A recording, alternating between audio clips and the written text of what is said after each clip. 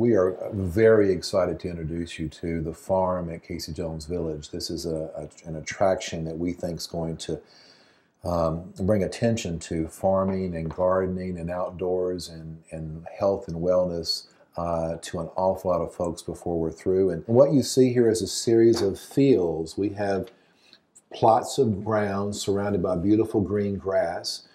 In each field, we're going to be growing vegetables, southern vegetables, the most prominent kind, to serve in our restaurant, but we'll also be using this for other purposes as well, which we'll talk about later. We're hoping that we can bring in some new things with the organic farm, with fresh fruit and vegetables. That seems to be the new thing these days, whole foods, organic foods, especially with people my age. So maybe bring a whole new twist to the village, to the Old Country Store. Maybe institute some new ideas as far as that goes. I'm Dan Morris of Morris Nursery Landscaping, and we're partnering with the Old Country Store, Clark Shaw at the Casey Jones Village, and creating a community garden. The garden is part of urban gardening, and we're hoping to interest the community in planting vegetables and providing vegetables for those in the community who want organically grown vegetables. I was born and raised in Jackson. So, you know, when you're here, sometimes you don't even understand how other people have to live. And so they talked about how neighborhoods don't have fresh food that people can just go and get. So my neighborhood that's all around me, they can buy things like cigarettes and lottery tickets, and go to the little Dollar General stores and buy bologna, and yes, they have eggs and milk, but they can't go buy an apple. And that just really struck me. You know, if you don't have a car and you can't drive across town, there is no grocery store in this neighborhood. And there needs to be fresh food for people. And so that just really stuck with me. You know, we've gotten away from cooking at home, and there's going to be a generation that really doesn't know how. So we want to teach canning? Well, canning would be great. Teach them how to have a garden in their own yard, because they have yards. Right. And how people just don't, that is a lost art, and it is an art. And so if you don't pass it on, then, you know, people don't know how to use it. And it can provide for their families.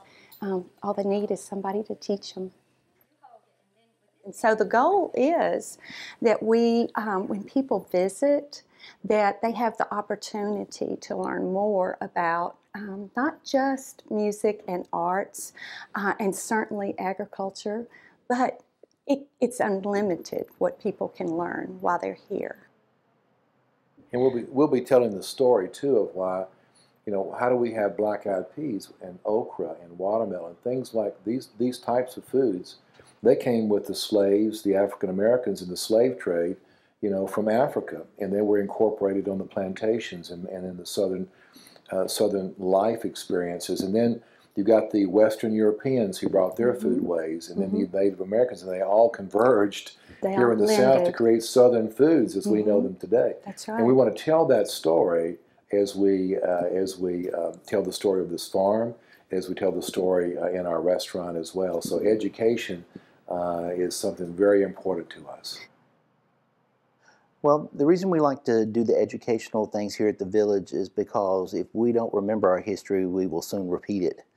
A lot of things that have happened in history over the years we haven't learned about to the fullest extent and understand why we're the way we are. I mean, why do we act the way we act? Why do we do the things we do?